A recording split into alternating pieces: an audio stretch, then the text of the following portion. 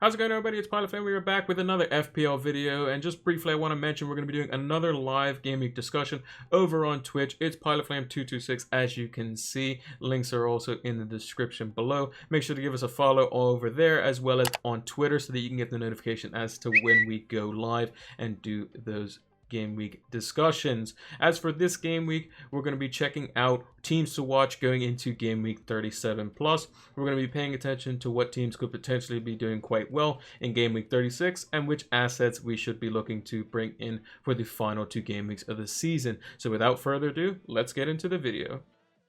So the first team on our watch list is Liverpool. Now they have Chelsea at home in game week 37, and to round off the end of the season they have Newcastle away in game week 38. Now we have to kind of pay attention to Liverpool this game week in 36 currently, mainly because they do play Arsenal, and Klopp kind of said that he was going to go with a similar team than what he had from the previous game week. Now we've noticed that Firmino has been rotated, Mane's been rotated, and his fullbacks both Robertson and Trent Alexander-Arnold have also received rest as well, but Salah and Van Dijk have not, so we kind of have to pay attention and see if he goes with the same full strength side that he's been doing for most of the season, as they're not in any competitions. They're the FA Cup, they're not in, the Carabao Cup's already over, which they got knocked out in, they're not in the Champions League or Europa League, so they really only have the league and their records potentially to play for, even though they've already locked up first place. Now we can kind of guess as to what he's going to kind of put out there. I would assume he's going to go full strength, but I think if you're Mane, you're probably kind of hoping that Salah doesn't play this game because Mane got benched, but Salah didn't. Both are going for the golden boot, and Salah was only 1 goal ahead of Mane, going into that game before he scored 2. But the thing is, if Salah doesn't get benched for this game week, or Van Dijk doesn't get benched for this game week, I don't think they're going to get benched for the rest of the season, mainly because the layoff between games is so big for Liverpool because they don't have to worry about FA Cup or anything like that. So I think we definitely have to pay attention to Liverpool assets this week, and it kind of coincides with Man City assets, mainly because they have similar price points, so the likes of Kevin De Bruyne can easily be swapped out if you have some money in the bank for the likes of a Mohamed Salah or a Sadio Mane. So we're going to kind of have to pay attention, and Liverpool should definitely be on everyone's watch list.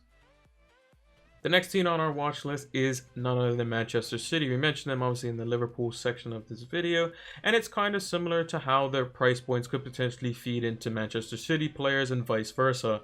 So if we were to have 3 Manchester City players, that means we could only potentially have up to 2 Manchester United midfielders, and we could only have 2 Liverpool midfielders, and it kind of gets a bit crowded in there. So we kind of have to pay attention to which City assets we may be rotating out for potential Liverpool players or other assets altogether. I've highlighted David Silva obviously on the right here because I think he could potentially play in the game that they have today versus Bournemouth, and you may see him also play in the home game that they have in game week 38 as well. They have Watford away sandwiched in between those 2 games, as well as an FA Cup tie with Arsenal. So if you're trying to kind of guess which City assets could be playing at game week 38, Manchester City, they may rest some players going into that game as well, because if they have the FA Cup final, they're going to want to play a better team for that rather than just a game versus Norwich. But that could mean for the likes of David Silva, the likes of Phil Foden, they might get 60 plus minutes in that game because they know they won't start potentially in the FA Cup final. He may also play David Silva in the FA Cup final too, as an example. May play Phil Foden in the FA Cup final. Who knows? It's Pep basically. It's Pep roulette's a bit of a tricky one. But at least going into game week 38, after you've seen the FA Cup game, the Watford away fixture, we can kind of get a gauge of who's played the most minutes, who's started the most, who's come off the bench the most, and we can kind of see the players he might play in Norwich ahead of the potential FA Cup final that they might have. As we also mentioned, it would be interesting to see if Kevin De Bruyne plays this week, because if he plays in the Bournemouth game, then he's probably going to start in the FA Cup game, which means he probably won't start in the Watford away game unless Pep's just going to play him every game until basically the end of the season, really, or until they win the Champions League or hope to win the Champions League. But it might be a good indicator to where you can get rid of Kevin De Bruyne for game week 37, bring in the likes of Salah against Chelsea at home, which is a favorable matchup attacking wise for them. And then if Kevin De Bruyne obviously doesn't play in that and he sees limited minutes, he might not play in the Norwich at home game, knowing that they have the Champions League to come as well as the potential FA Cup final. There is a bit of a gap in between those 2 games potentially, but I still think that it's something to watch out for. And Man City should be on everyone's watch list going into the next 2 game weeks. Now, another team from Merseyside, except it's the blue side of Liverpool here, it's Everton. They have Sheffield United away in Game Week 37 plus. They also have, to end the season, Bournemouth at home in Game Week 38. Now, they've been underperforming quite a lot recently. They haven't been fantastic, at least defensively, but I think their last three fixtures with Aston Villa in this game week, Sheffield United away, and Bournemouth at home, they could potentially have some reasons to bring these sorts of players in.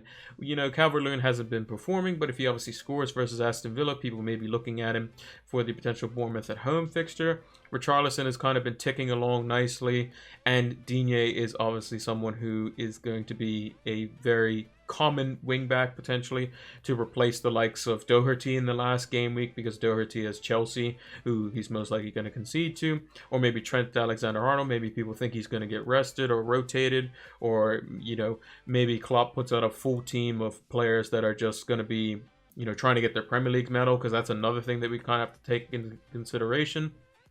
But I think Everton could definitely be on our watch list here. We'll have to kind of see how they do versus Villa. If they have a poor showing versus Villa, I would say just don't even think about them just altogether, because Sheffield United away is a tougher fixture, because Sheffield United have been looking quite good. And then Bournemouth at home, you're probably better off just getting in some City assets because they play Norwich. Maybe even Manchester United versus a defensively depleted Leicester City team. Even Wolves' defense might be good enough to hold out Chelsea, even if they're looking good in their game versus Palace in Game Week 37. It could just be a bunch of different factors here, but I think they should definitely be on a watch list, because if they just blast Aston Villa out of the water, then maybe we can kind of look at them with the likes of, like I said, Richarlison, Dominic Calvert-Lewin. If Holgate's back in the mix, maybe he's a cheap defender option there, but potentially a good bench boost player as well. And then the likes of Luca Digne would be the last option. But I think you should definitely be considering them depending on how they do in Game Week 36 plus. The fourth team on our list is Burnley. Now, they have an okay fixture this week, potentially defensively, versus Wolves. However, they have much better fixtures in 37 and 38, in Norwich away in Game Week 37, and Brighton at home in Game Week 38. With the likes of Chris Wood coming back into the fray, we may see him potentially pick up some significant minutes versus Wolves, and if he's healthy, we may potentially be looking at him, as well as Jay Rodriguez as an asset going into the final two game weeks. We also have to kind of look at Burnley defensively. Obviously, the likes of Nick Pope and James Tarkowski are going to be quite good defensive assets for Burnley as well, and if they stay fit, they should be able to keep it solid at the back, although the injury potentially to Ben Mee may cause some issues there, but we can still look at their assets definitely defensively, because that's what they prioritize over attacking first. With these types of players, we kind of have to watch them in Game Week 36. If we see that, a Wolves team that just scored 3 goals versus Everton, although Everton weren't very good, but they keep them out completely, shut them out, then we can kind of say, okay, the defensive assets are looking good. Or if we see that Burnley beat them 2-0, then we can kind of consider the likes of Chris Wood and Jay Rodriguez, because they're going to go up against a Norwich team that already know that they're relegated, and Burnley kind of just want to potentially look to get Europa League. I think it might still be on the cards potentially. I'm not too sure, but it still could be a good asset and a good differential type of pick going into the final game weeks, as well as, like I said, in the Brighton at home fixture. You could be looking to downgrade the likes of Trent Alexander-Arnold to the likes of James Tarkowski, who has a slightly better fixture, Brighton at home versus Trent's Newcastle away. And then you can upgrade one of your midfielders, maybe Kevin De Bruyne up to Salah for a more attacking threat in that regard, if you think De Bruyne is not going to play in that week, and so on and so forth. And overall, I think Burnley could be just good cheap assets, like we mentioned, to enable these sorts of more expensive players in the midfield and attack. But I definitely think that we should be keeping an eye on them and see how they do versus Wolves before we make our judgment call going into Game Week 37 and 38. And the last team we have on our list is Southampton. Now, they have a pretty good fixture this current game week in Game Week 36 versus Brighton, and then they finish off the season with Bournemouth away and then Sheffield United at home. I've highlighted Danny Ings over to my other side there, and he's going to be someone that we could potentially see as a very good attacking asset, as well as the likes of Armstrong, who's typically plays up alongside him. James Ward-Prowse potentially is a good free kick taker on his day, as well as he is usually on set pieces, although he did miss the last penalty, so they might give it to Danny Ings, which could favor Ings owners. And as well as some cheap defenders could potentially be good options for people who still have the bench boost or maybe free hit. They may want to change some things up. because I think that the likes of Sheffield United, they could potentially keep them out because they are good defensively. They had a really good showing versus Man United in a 2-2 draw, obviously coming from behind after United came from behind themselves. And I think that they could be a very good asset, you know, a team full of potential cheaper assets that enable for more expensive players going forward. The likes of Danny Ings could also be swapped out for those Vardy owners. Maybe Vardy doesn't do anything for Sheffield United. You could bring Danny Ings for the last 2 fixtures, and his team will probably provide a bit more, you know, assurance than Vardy versus Spurs, and then he has to play Man United on the last 2 games of the season. So I think it could be something to whereas Southampton is much like Burnley in a sense, where we kind of have to gauge them how they play versus Brighton. If, you know, Danny Ings goes and gets a brace assist or something versus Brighton, then you probably say, yeah, he's going to be looking good. He's probably going to score versus Sheffield United, and he's definitely going to score versus Bournemouth, so we could bring him in. And you can also look for, you know, other outlets there. Like we said, Ward-Prowse, Nathan Redmond is another one. That could be, you know, a key differential there. And I think overall Southampton could be a team that we need to kind of pay attention to. Their assets are nicely priced, and if they do perform well, we can potentially be looking at bringing them in to enable other big hitters going into the final 2 game weeks of the season. And that's going to do it for this video. I want to make a mention that we're going to be doing a live stream on Thursday.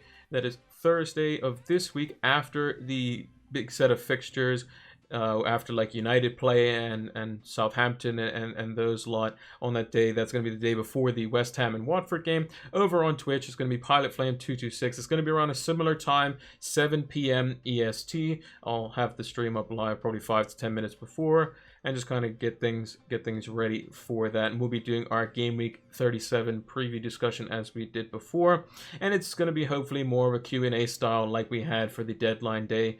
Unfortunately, the deadline this week isn't very exciting.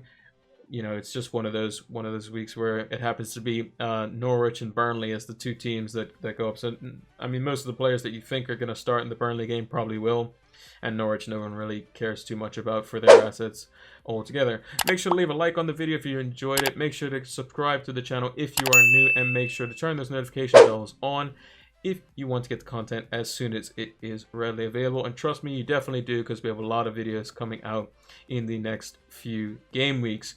Also, make sure you give us a follow, like I said, over on Twitch and Twitter, PilotFlame226, as you can see down below. That's where we post our new videos, as well as, you know, just do general tweets. We put out our predictions on Twitter, and we also post when we go live over on Twitch. So that's going to do it for this one. Hope you all enjoyed it, and until the next video, take care.